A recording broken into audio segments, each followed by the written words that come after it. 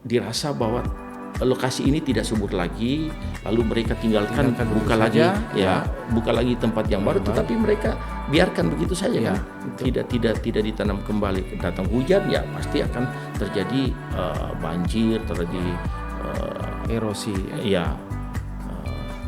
pengikisan tanah, sehingga itu berakibat pada semua manusia.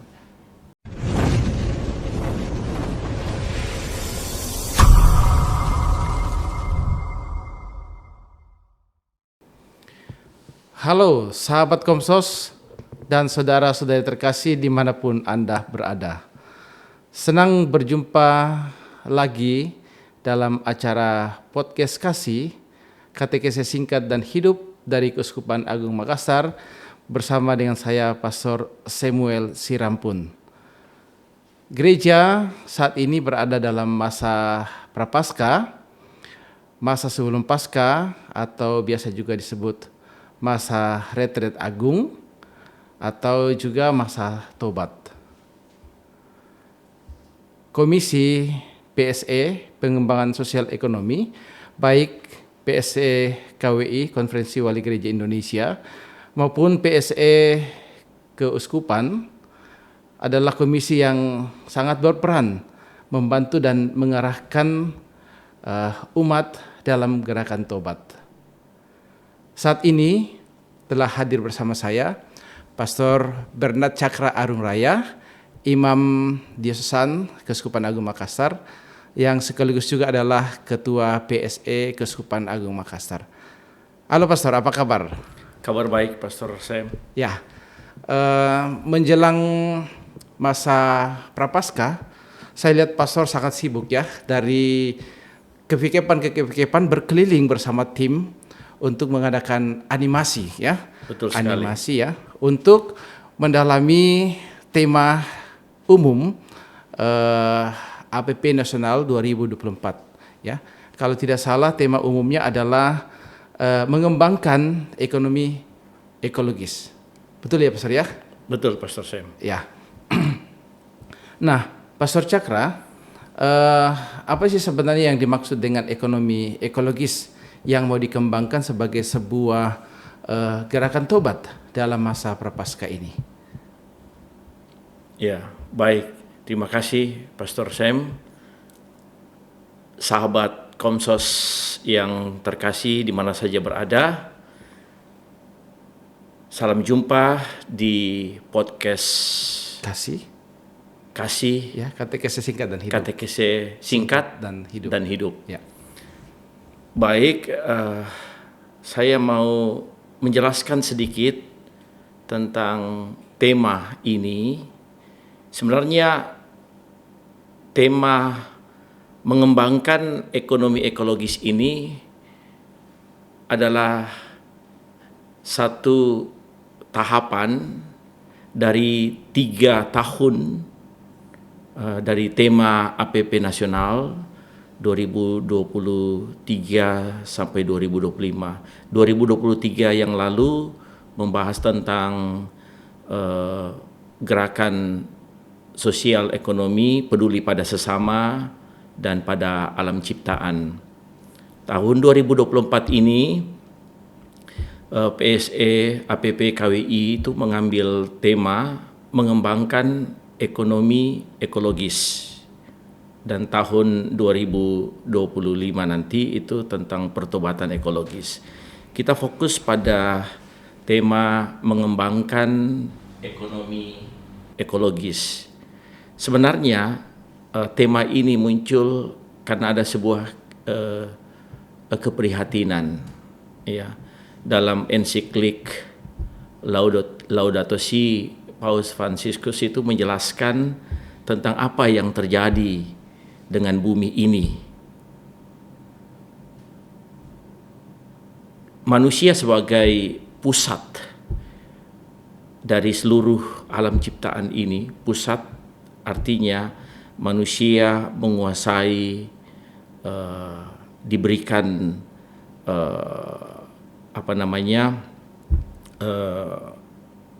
wewenang untuk mengelola alam ciptaan ini, tetapi kemudian dalam perjalanan waktu manusia tidak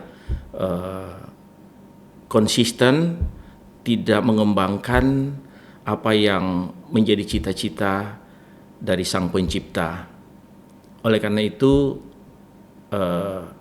gereja melalui PSEKWI sangat peduli terhadap masalah ekologis ini. Dihubungkan dengan ekonomi ekologis, kita melihat bahwa perilaku manusia terhadap ekonomi itu ada sebuah kesenjangan, ya. Manusia melaksanakan sebuah proses ekonominya, tetapi juga mengabaikan sebuah sistem yang terjadi di muka bumi ini yang kita katakan sebagai ekologis. Nah, manusia memisahkan antara ekonomi dan ekologis. Ya. Kalau kita melihat dua kata ini, ekonomi ekologis, sebenarnya kalau dari kata ekonomi, dari oikos itu rumah tangga, nomos mengatur, menata rumah tangga manusia, rumah tangga keluarga, rumah tangga masyarakat. Sementara ekologis itu adalah juga dari kata oikos itu rumah tangga, tetapi lebih pada rumah tangga alam semesta, alam ciptaan ini. Jadi sama-sama rumah tangga, tetapi yang apa yang terjadi sekarang ini, manusia mengusahakan kehidupannya hanya berfokus pada kehidupannya sendiri, sementara mengabaikan rumah tangga alam semesta ini. Itu latar belakang sebuah keprihatinan yang terjadi, sehingga apa yang terjadi akhir-akhir ini, bahkan sudah beberapa tahun belakangan ini, keadaan bumi kita ini berubah, ya. Terjadi pemanasan global, ya, ada cuaca ekstrim, ini krisis iklim yang menyebabkan kita merasa terjadi yang namanya perubahan iklim yang dirasakan oleh manusia sendiri karena perilaku manusia. Jadi itu yang terjadi, sehingga oleh PSEKWI mengangkat tema ini, mengembangkan ekonomi ekologis.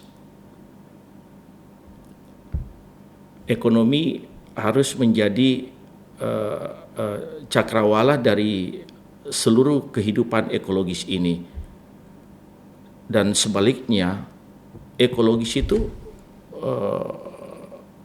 menjelaskan seluruh kehidupan kita yang hidup di dunia ini dalam mengembangkan, menata ekonomi kita sebagai manusia, ekonomi keluarga kita. Itu Pastor Sam. Ya. Jadi bahwa manusia itu sibuk mengatur ekonominya, tapi jangan lupa juga mengatur ekonomi secara global, dalam arti ya alam semesta ini, ya. Karena jangan sampai kita sibuk dengan mengusahakan ekonomi rumah tangga kita, lalu efeknya atau akibatnya merusak ekologi secara umumnya. Iya, betul Pastor Sam. Ya, jadi ini yang perlu diperhatikan dalam masa prapaskah ini, untuk ya manusia tetap berusaha, tetapi jangan lupa melihat secara keseluruhan, ya begitu ya Pastor ya. Iya. Ya. Jadi kalau yang diharapkan oleh Paus sendiri lewat ensiklik Laudato Si, apa yang kaitannya dengan tema ini? Sebenarnya kalau kita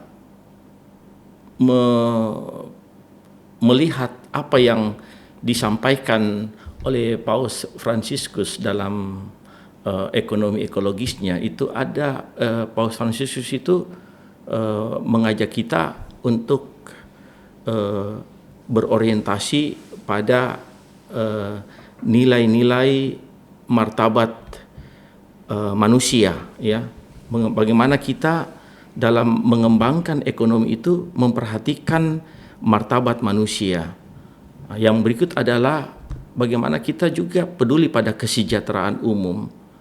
Lalu bagaimana tujuan universal dari harta benda, dan juga ada kesetaraan, ya.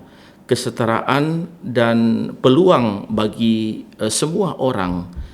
Lalu ada nilai solidaritas, kemudian juga ada tanggung jawab manusia dalam merawat bumi ini, dan bagaimana ekonomi itu terus berlanjut. Itu orientasi ekonomi dari Paus Fransiskus, sehingga saya bisa menyimpulkan bahwa Paus Fransiskus mau mengatakan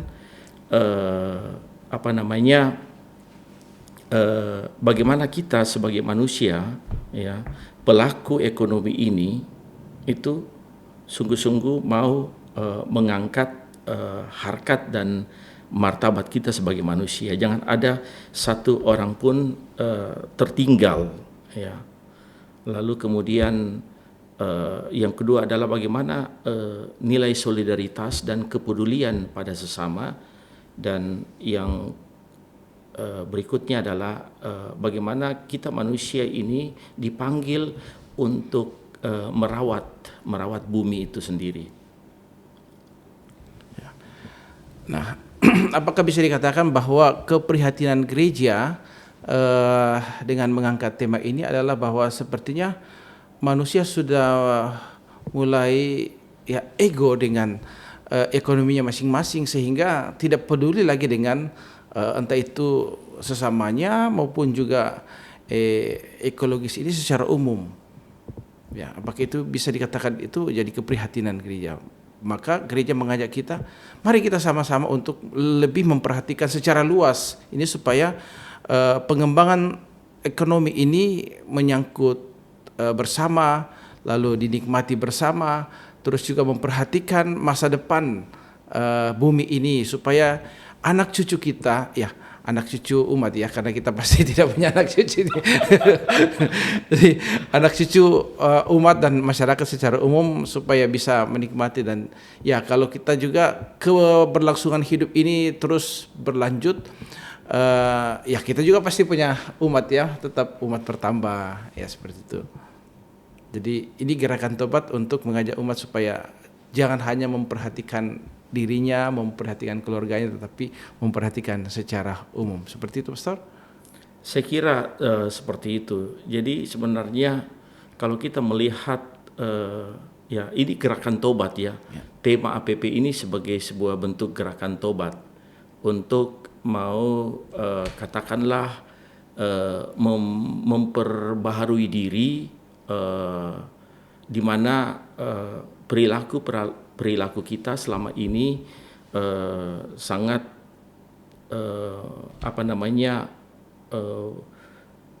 katakanlah, yang saya mau mengatakan tidak adil, ya, tidak adil terhadap rumah kita bersama, bumi tempat kita tinggal ini. Karena apa? Saya mau melihat dari sisi budaya, ya, yang disebut sebagai ruang budaya. Itu terjadi krisis etika, rasionalitas lingkungan, ya, di mana di mana manusia itu begitu serakah, ya, serakah terhadap sumber daya alam yang ada, sehingga dengan caranya sendiri mengeksploitasi, ya, sebagai bentuk sesuatu yang biasa-biasa saja, ya. Dan juga saya melihat bahwa ternyata di lingkungan kita juga terjadi krisis, namanya krisis yang disebut dengan krisis habitat, ya. Krisis habitat ini justru berpengaruh pada kehidupan manusia, Ya, manusia tidak menghargai lagi sumber daya alam dan lingkungannya, ya, mengakibatkan, ya katakanlah bumi ini semakin yang saya katakan tadi, terjadi pemanasan global, terjadi banjir, terjadi tanah longsor, terjadi kekeringan dan lain-lain. Ya, itu akibat dari perilaku kita dalam menghadapi lingkungan kita, dan juga ruang ekonomi mengakibatkan krisis nafkah. Ya, yang saya mau katakan krisis nafkah di sini, ya karena ketiadaan kecukupan kebutuhan hidup manusia, sehingga manusia gampang untuk mengeksploitasi, mencari nafkah dengan cara mengeksploitasi alam ciptaan ini. Ya. Jadi perilaku kita manusia itu sebenarnya kalau kita tidak sadari dan kita tidak bertobat terhadap perilaku yang merusak lingkungan ini, akibatnya kepada kita semua, ya. Iya. Ya. Makanya ini dalam gerakan tobat ini memang perlu dihimbau kepada umat, ya, supaya bertobat terhadap perilaku ini. Ya, bukan hanya bertobat dari tingkah laku yang menjauhkan diri dari Tuhan, tetapi juga bertobat dari tingkah laku kita sendiri yang bisa merusak alam, yang efeknya, akibatnya itu juga sangat berpengaruh pada keberlanjutan hidup kita. Ya, karena misalnya pemanasan global itu karena penebangan di mana-mana, ya. Iya. Kemudian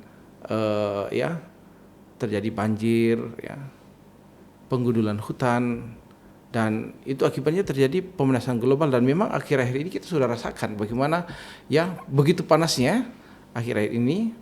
Biar kita sudah pakai AC di kamar masih kepanasan juga, itu semua efek dari perilaku manusia yang merusak lingkungan. Nah, sebagai gerakan tobat kita perlu memang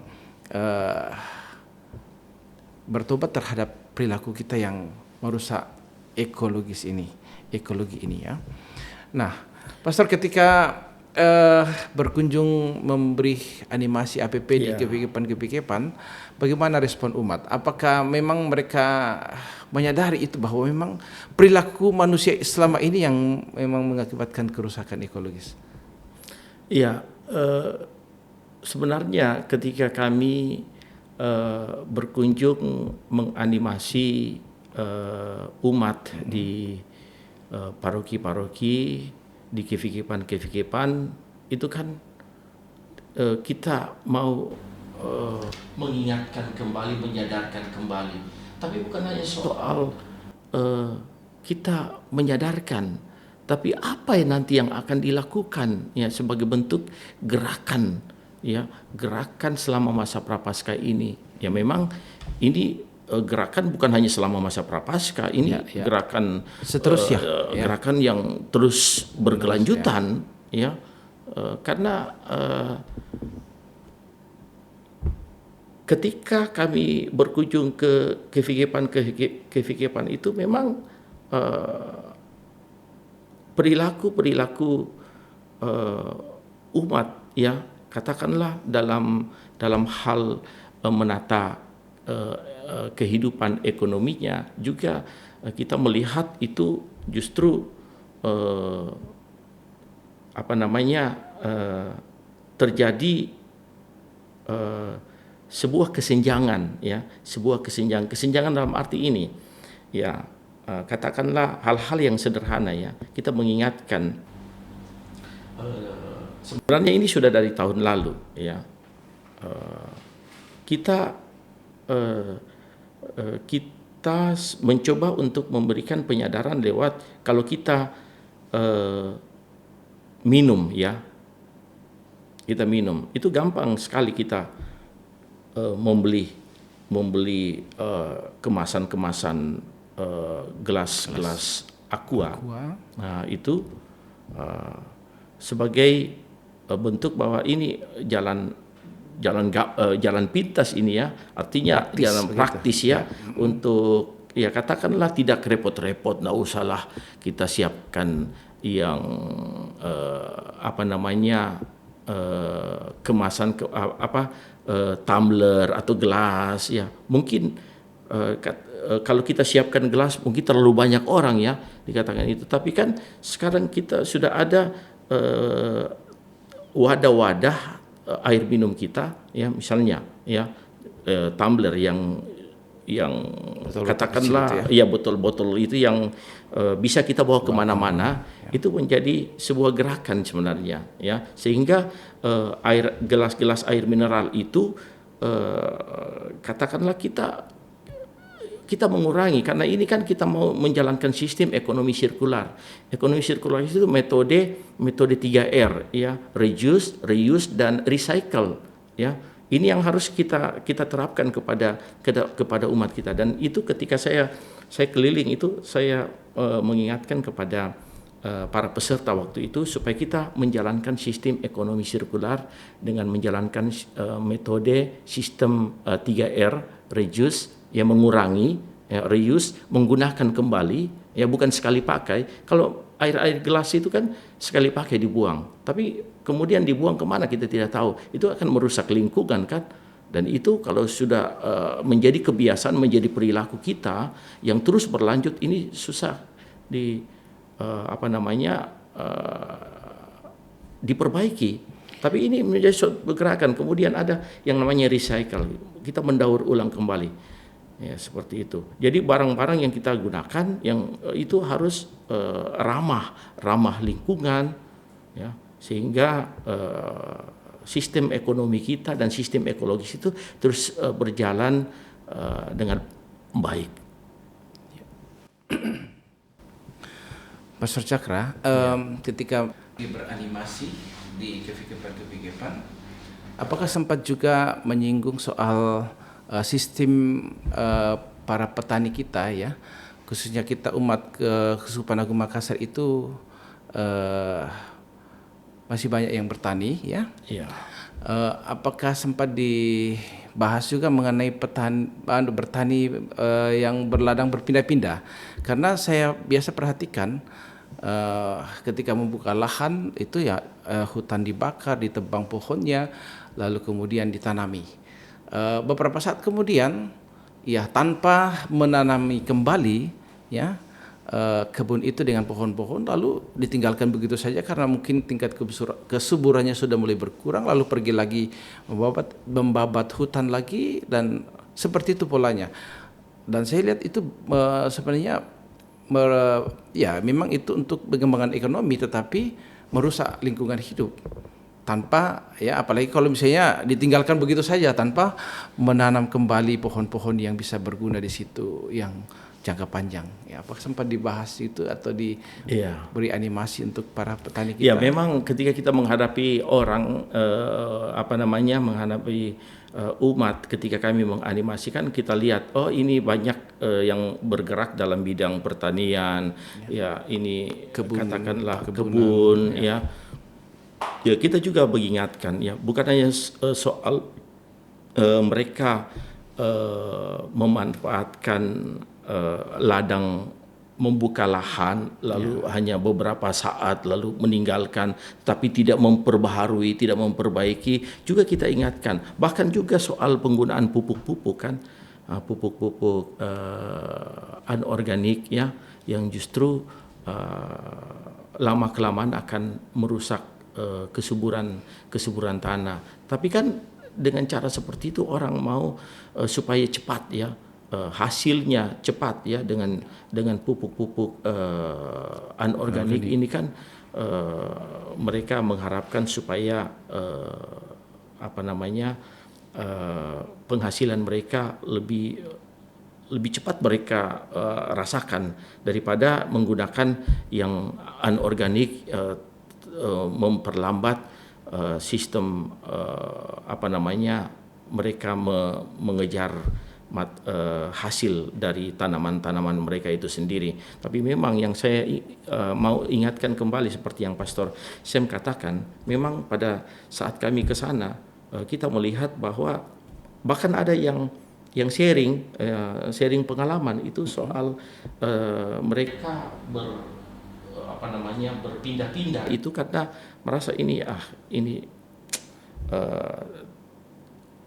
dirasa bahwa lokasi ini tidak subur lagi, lalu mereka tinggalkan buka lagi buka lagi tempat yang baru, tetapi mereka biarkan begitu saja kan, tidak ditanam kembali. Datang hujan ya pasti akan terjadi banjir, terjadi erosi, pengikisan tanah, sehingga itu berakibat pada semua manusia yang ada di lingkungan sekitar itu. Jadi apa himbauan konkret dari pastor untuk umat sekalian, khususnya sebenarnya kalau himbauan Kaus? itu soal gerakan saja ini, ya. Gerakan aksi apa yang bisa kita lakukan terutama di keuskupan kita, di wilayah keuskupan kita. Ini sebenarnya gerakan-gerakan yang sudah kita kita himbau pada tahun-tahun sebelumnya, karena tema ekonomi ekologis kan ini tema yang sudah lama kita bahas, kita bicarakan. Bahkan KWI terus mengingatkan kita melalui tema ini di tahun 2023 supaya kita sebagai umat, khususnya di keuskupan kita ini, bersama-sama untuk bergerak bersama untuk mencoba untuk melaksanakan apa yang cita-cita yang ada di dalam ensiklik Paus Fransiskus dalam Laudato Si. Itu ada tujuh Laudato Si goals, ya. Laudato Si action platform dari Paus Fransiskus itu. Kan kita mau mewujudkan itu yaitu merespon tangisan bumi, kemudian merespon tangisan orang miskin, kemudian ekonomi ekologis, lalu gaya hidup yang sederhana, bagaimana kita mengadopsi gaya hidup yang sederhana untuk mengcounter hedonisme, konsumerisme, dan cara hidup yang glamor. Itu kan justru tidak membuat bumi ini menjadi lebih baik.